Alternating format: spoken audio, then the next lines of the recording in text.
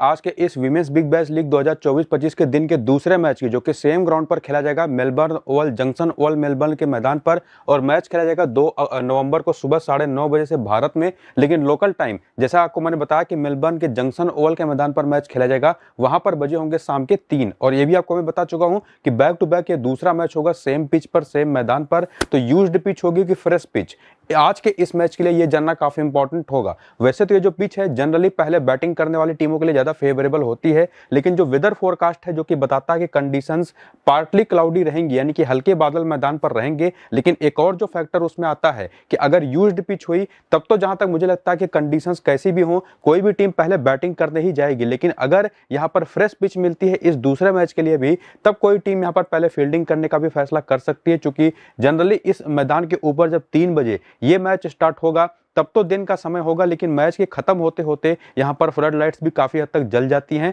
तो एक तरह से आप इसको डे नाइट T20 मैच भी कह सकते हैं। लेकिन जैसा आपको मैं बता चुका हूं कि जनरली ये जो मैदान है ये फेवर करती है किसी ऐसी टीम को जो पहले बैटिंग करे, क्योंकि बाद में जाकर के पिच थोड़ी सी स्लो होती है, तो यहाँ पर पेसर्स की भी गेंद फंस करके बल्ले पर आती है और स्पिनर्स की तो फंस करके आती ही है। और इसी वजह से देखेंगे कि यहाँ पर जो 8 और 3 11 मैचेस पिछले सीजन में जो खेला गया था, WBBL का जो लास्ट वाला सीजन था, उसमें 8 बार पहले बैटिंग करने वाली टीम जीती थी, 3 बार बैटिंग सेकंड करने वाली टीम जीती थी। और इसमें से भी आखिरी के 4 मैचेस ये ले लें और ये चारों के चारों मैचेस डे मैचेस ही थे, जैसा कि आज का भी है। और इसमें भी देखें तो यहाँ पर 156 का स्कोर डिफेंड हो गया, यहाँ पर 101 का स्कोर चेज हो गया, यहाँ पर 144 का स्कोर भी डिफेंड हो गया केवल 4 रन से, लेकिन यहाँ पर 159 का स्कोर भी डिफेंड हो गया। तो केवल इस एक मैच को छोड़ दें तो बाकी तीनों मैचेस पहले बैटिंग करने वाली टीम जीती। और इसमें भी मेलबर्न रेनेगेट्स ने काफी खराब बैटिंग की थी, पावर प्ले में इनकी शुरुआत भी काफी खराब गई थी। वरना अब बाकी सभी मैचेस का पावर प्ले देखें और यहाँ पर जनरली पावर प्ले 4 ओवर का ही होता है, तो वो विकेटलेस ही जाता है। तो बैटिंग के लिए पिच काफी अच्छी होती है।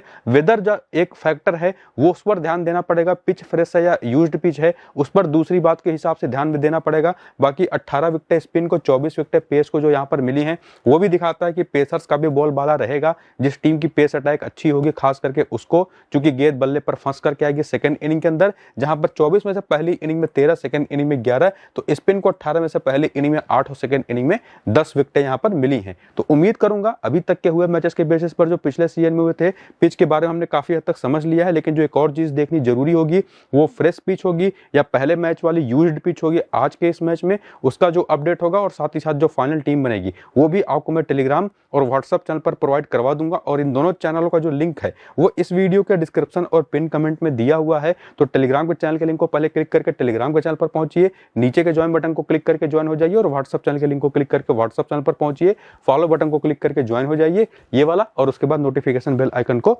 ऑन कर लीजिएगा। लेकिन आगे बढ़ते हुए सबसे पहले मेलबर्न रेनेगेट्स की ये जो टीम है जो अपने होम ग्राउंड पर आज का यह मैच खेलेगी जंक्शन ओवल के इस मैदान पर, इनका अगर आप देखें तो 2 मैचेस ये टीम खेल चुकी है, दोनों मैचेस गंवा चुकी है। और दोनों मैचेस में देखें तो पहले मैच में हेली मैथ्यूज अवेलेबल थी नहीं, दूसरे मैच में अवेलेबल तो हुई लेकिन टीम को जितवा नहीं पाई। हालांकि आपको 3 से 4 ओवर की बॉलिंग, जैसा कि पहले मैच में इन्होंने पूरे 3 ओवर किए थे, करते हुए दिखाई पड़ेंगी भी। इसके अलावा कर्टनी वेब है, एलिस कैप्सी, दोनों मैच में 4-4 ओवर की बॉलिंग ऑलमोस्ट करते हुए दिखाई पड़ी है। इसके बाद डिएंड्रो डॉटिन भी पिछले मैच में 4 ओवर कर गई। अब चूंकि इन्होंने 4 ओवर कर दिए तो जॉर्जिया वेयरहैम को केवल 2 ही ओवर मिले, इन्होंने 2 ओवर किए अपने लेग स्पिन के, बाकी सोफी मोलोन्यूक्स इन्होंने अपने पूरे 4 ओवर किए। इसके अलावा इनकी जो नीचे की सारी खिलाड़ी हैं उसमें से सेरा कोएटे ने 2 ओवर किया पहले मैच में भी, दूसरे मैच में भी, और बिली इलिंगवर्थ को भी 1 से 2 ही ओवर आपको मिलते हुए दिखाई पड़ेगा। तो बेसिकली ये टीम इस टीम की तरफ से प्लेयर सेलेक्ट करना बहुत ही आसान आपके लिए होने वाला है, क्योंकि Hayley Matthews, Alice Capsey, Deandra Dottin, Georgia Wareham और सोफी मोलोन्यूक्स, इन्हीं 5 प्लेयरों के साथ अगर आप जाएंगे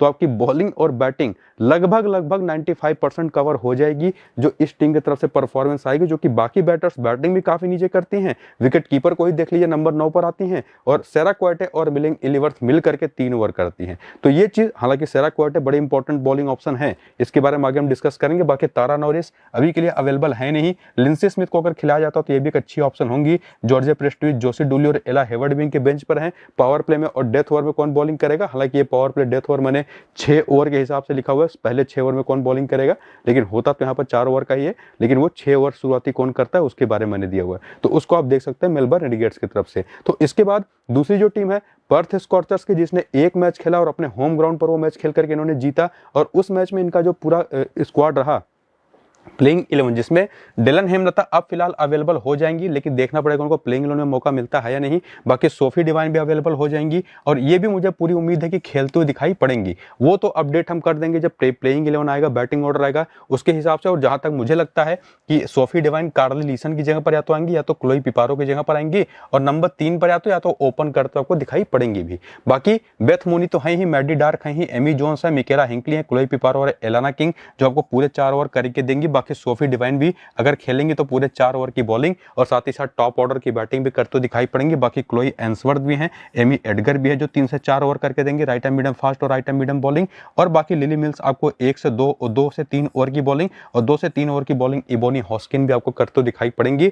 इनको ओवर्स जनरली कम मिलेंगे भी, हालांकि देखना पड़ेगा पिच कैसी होगी, क्योंकि सोफी डिवाइन भी आ जा रही हैं तो ओवर्स इन लोगों के और भी कम होंगे। बाकी पावर प्ले में यानी कि पहले 6 ओवर में कौन कौन बॉलिंग करेगा, लास्ट के 5 ओवर में कौन कौन बॉलिंग करेगा, उनके नाम आपके सामने हैं, उसको आप जरूर देख लीजिए, जो कि काफी इंपॉर्टेंट है समझने के लिए। और ये चीज ध्यान रखिए, क्योंकि अभी इंडिया और न्यूजीलैंड की सीरीज हो रही थी, वनडे सीरीज, इस वजह से ये दोनों अवेलेबल थी नहीं, लेकिन अब ये अवेलेबल होंगी 2 नवंबर के आज के इस मैच में, तो ये चीज आपको ध्यान में रखनी है। बाकी स्टैट्स की तरफ अगर हम चले और अगर सबसे पहले मेलबर्न रेनेगेड्स की टीम के बारे में देखें तो यहां से आप देखेंगे कि हेली मैथ्यू, जो जैसा आपको मैंने पीछे प्लेइंग 11 के टाइम पर भी दिखाया था कि ये जो एक ऐसी टीम है, इनके 5 प्लेयरों को ही आप ले लेंगे तो काफी हद तक आपके 95% टीम कवर हो जाएगी। Hayley Matthews, Alice Capsey, Deandra Dottin, Georgia Wareham और सोफी मोलिन्यूक्स के साथ, और यही पांचों प्लेयर ऑलमोस्ट सभी की टीम में आपको देखने को मिलेंगी। लेकिन साथ ही साथ कर्टनी वेब, जिन्होंने पहले दोनों मैच में अच्छी पारियां खेली, और ये भी ध्यान रखिए कि जो पांचों प्लेयर जो सभी की टीम में है उनकी परफॉर्मेंस भी है, ऐसा भी नहीं है कि ऐसे ही लोगों ने ले लिया, जस्टिफाइड है उनका सिलेक्शन। अगर आप देखें बेसिकली तो पांचों प्लेयरों ने, अगर उसमें से सोफी मोलिन्यूक्स को देख लें तो 2 मैच में 3 विकेट ली हैं, एक 17 की पारी भी खेली। जॉर्जिया वेयरहैम ने 2 मैच में 4 विकेट ली हैं, 11 और 61 की 2 पारी खेली। डेंड्रो डॉटिन का कह सकते हैं आप कंपैरेटिवली परफॉर्मेंस थोड़ी सी कमजोर है, 2 मैच में 1 विकेट और 16 रन। लेकिन एलिस कैप्सी ने दोनों मैच में मिलाकर के 3 विकेट ली है, 0 और 4 के 2 पारी भी खेली है। और हेली मैथ्यूज ने पिछले ही मैच में 35 रन और 2 विकेट की परफॉर्मेंस दी। लेकिन जैसा आपको मैं कह रहा था कि कर्टनी वेब भी एक अच्छी फेवरेट ऑप्शन हो सकती है लोगों के, दोनों मैच में अच्छी पारियां खेलने के बाद। बाकी एमा डी बरो, नेओमी स्टेलेनबर्ग ने पिछले मैच में 38 की पारी जरूर खेली, लेकिन स्मॉल लीग की अगर मैं बात करूं तो ये वर्थ नहीं करती। उसके पहले का भी उन लोगों का फॉर्म आप देख सकते हैं। निकोल फॉर्टम भी बैटिंग ऑर्डर में बहुत नीचे आती तो उतनी जरूरी है नहीं। सेरा क्वार्टे जरूर, जो 2 मैच में 1 विकेट ले चुकी हैं, उसके पहले के 3 मैच में 6 विकेट लेकर के यहाँ पर आई थी बढ़िया फॉर्म में। इनका करियर देखें तो पहली इनिंग में हर 20वीं गेंद पर 1 विकेट, सेकंड इनिंग में 19वीं गेंद पर 1 विकेट। जैसी ये पिच है मेरे हिसाब से इनसे बेहतर कोई स्पिनर ही रहेगा। लेकिन पहली इनिंग की बैटिंग बॉलिंग अगर इस टीम की हुई, और जो आपको मैं कह रहा था कि अगर फ्रेश पिच मिली तो कंडीशंस क्लाउडी रहेंगी, तब वहां पर ये इंपॉर्टेंट हो सकती हैं एक ट्रम्प प्लेयर के रूप में। ये चीज आपको ध्यान में रखनी है।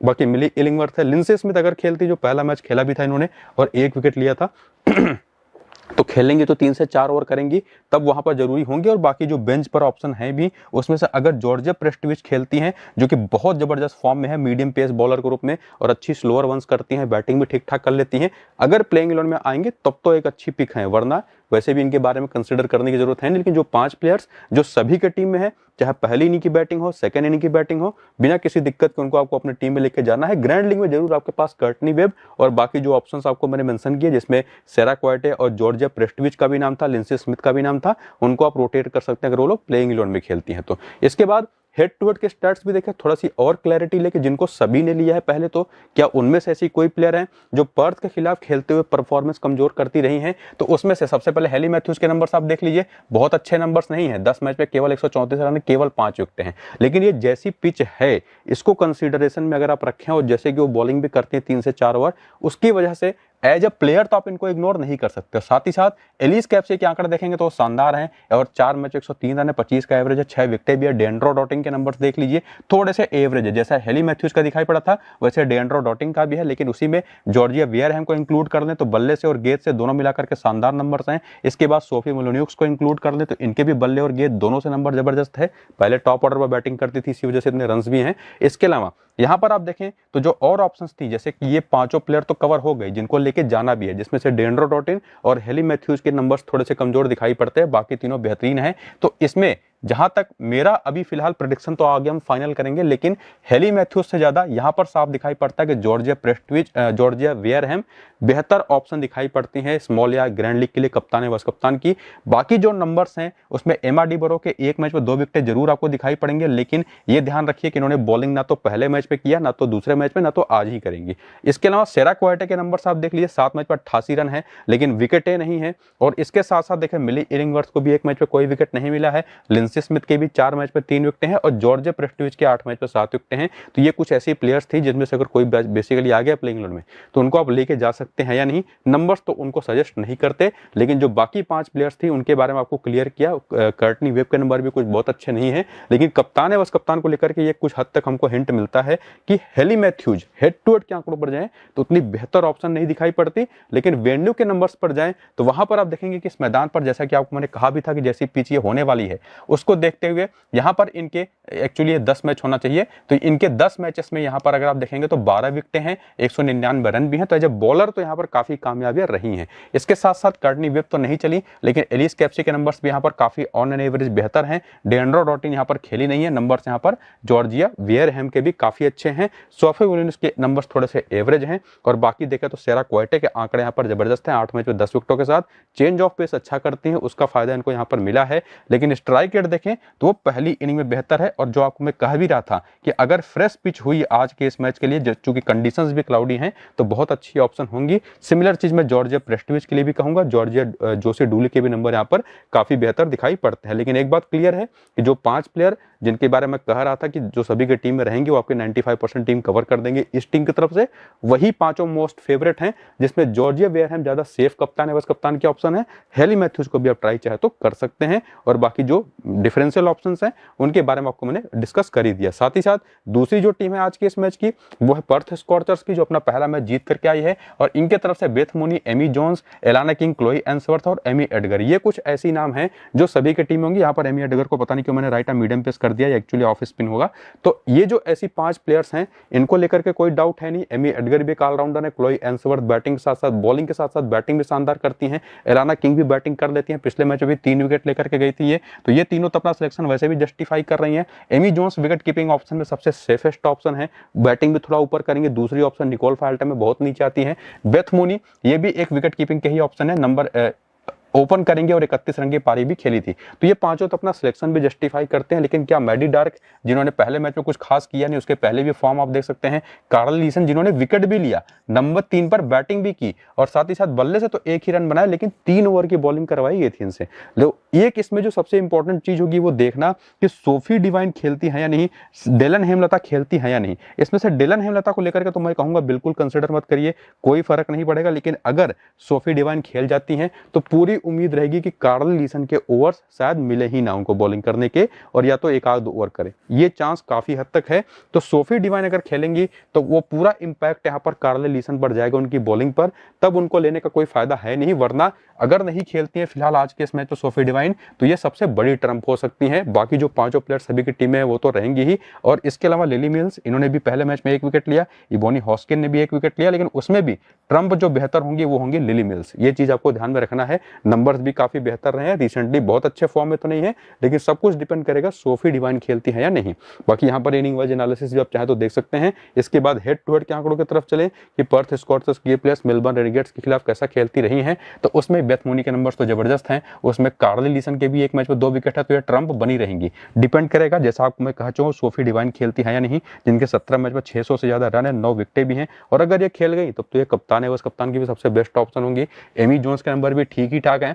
बाकी यहाँ पर क्लोई पिपारो वगैरह के नंबर्स भी आप चाहें तो देख सकते हैं। एलाना किंग के भी नंबर्स आपके सामने है, क्लोई एंसवर्थ के 1 मैच में 1 विकेट है, एमी एडगर के 4 मैच में 4 विकेट हैं।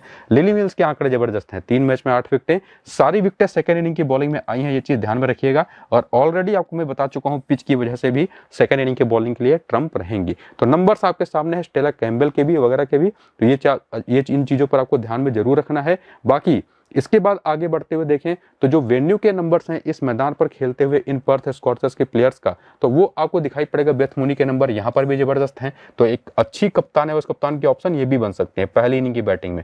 बाकी मैडी डार्क हो गई, कार्ल लीसन यहाँ पर बॉलिंग करते दिखाई नहीं पड़ी है, एमी जोन्स के नंबर भी यहाँ पर कुछ खास अच्छे नहीं है। नीचे आएंगे तो एलाना किंग के 5 मैच 5 विकेट हैं, क्लोई एंसवर्थ के 1 मैच में 2 विकेट है, एमी एडगर के नंबर भी यहाँ पर बढ़िया है। तो ये तीनों को लेकर के तो वैसे भी डाउट है नहीं, टॉप ऑर्डर से बेथ मूनी को लेकर के भी कोई डाउट है नहीं, और Amy Jones almost wicket keeping में सबसे बेस्ट ऑप्शन है, उनको तो हमको वैसे भी डाउट में लेकर के जाना है नहीं, लेकिन जैसा आपको मैं कह रहा था कि सोफी डिवाइन खेलेंगी तो डेफिनेटली छठी प्लेयर इस टीम की तरफ से ये बेस्ट होंगी छठी प्लेयर के रूप में। और अगर लिली मिल्स सेकेंड इनिंग की बॉलिंग हुई तो ये भी एक तगड़ी ट्रम्प ऑप्शन हो सकती है। ये चीजें आपको ध्यान में रखनी है, ये क्लैरिटी आपको लेकर के आज के इस मैच के लिए चलनी है, जो कि इस पूरे वीडियो में हर एक प्लेयर का इंडिविजुअल डेटा, पिच रिपोर्ट और उसका जो इंटरप्रिटेशन सिलेक्शन ग्रुप में मैंने किया उसकी बेसिस पर समझाने की कोशिश की है। बाकी फाइनल टीम तो अभी फिलहाल बनाने का कोई मतलब है नहीं, वो टॉस के बाद ही बन पाएगी, क्योंकि पिच के बारे में हमको जानना जरूरी है, कौन सी टीम पहले बैटिंग बॉलिंग करेगी। तो जो भी फाइनल टीम बनेगी वो आपको मैं टेलीग्राम और व्हाट्सअप चैनल पर प्रोवाइड करूंगा पिच रिपोर्ट के साथ, अगर आएगा तो फाइनल टीम तो मिलेगा ही। बाकी लिंक डिस्क्रिप्शन और पिन कमेंट में दिया हुआ है दोनों चैनलों का, तो जाकर के ज्वाइन कर लीजिए, वीडियो शुरू से अंत तक पूरा देख लीजिए, सारे डाउट्स वैसे भी क्लियर हो जाएंगे। तो फिलहाल इसको यहाँ पर करेंगे खत्म, चलते हैं, नमस्कार।